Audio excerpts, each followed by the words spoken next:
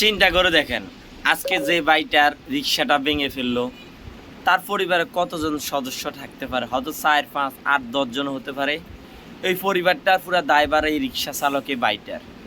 আপনি একটা জিনিস চিন্তা করেন, যখন এই বাইটা রিক্সা কিনছে তখন তো কোম্পানি বলে না ভাই আপনি এই রাস্তা দিয়ে চলতে পারবেন, এই রাস্তা দিয়ে চলতে পারবেন না। ভাই যদি এরকমও হয় এই রাস্তা দিয়ে চলতে পারবে, এই রাস্তা দিয়ে চলতে পারবে না, তাহলে আমদানিটাই বন্ধ করে দেন। আমদানি কেন রেখেছেন?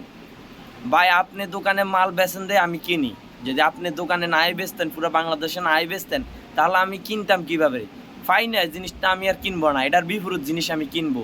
কিন্তু আমদানি করবেন কিনলে আমাদের দোষ। আরে ভাই আমাদের কর্ম জিনিসটাই তো নাই দেশে, আমরা কি করব? আমাদের কর্মের এরকম ব্যবস্থা থাকুক, তাহলে তো রিক্সা চালাতে হয় না আমাদের। কষ্ট লাগে আজকে ওই বাইকটার দিকে দেখে চোখের পানি কারোর বাংলাদেশের এমন কোনো মানুষ নেই যে ভিডিওটা দেখছে চোখের পানি ফেলতে হয় নাই। খুব কষ্ট লাগলো। আমদানি বন্ধ করতে আপনার কষ্ট হয়ে যায়, আর যিনি কিনে, যিনি সাধারণ মানুষ হিসাবে কিনে, কিস্তি দিয়ে কিনে, হালাতানি কিনে, আরেকজনের তাই টাকা ধান নিয়ে আনে কিনে, তার সমস্যা হয়ে যায়। উনি এই রাস্তা দিয়ে চলতে পারবো, এই রাস্তায় চলতে পারবো না। আমদানি বন্ধ করে দেন, তুই তো সারে।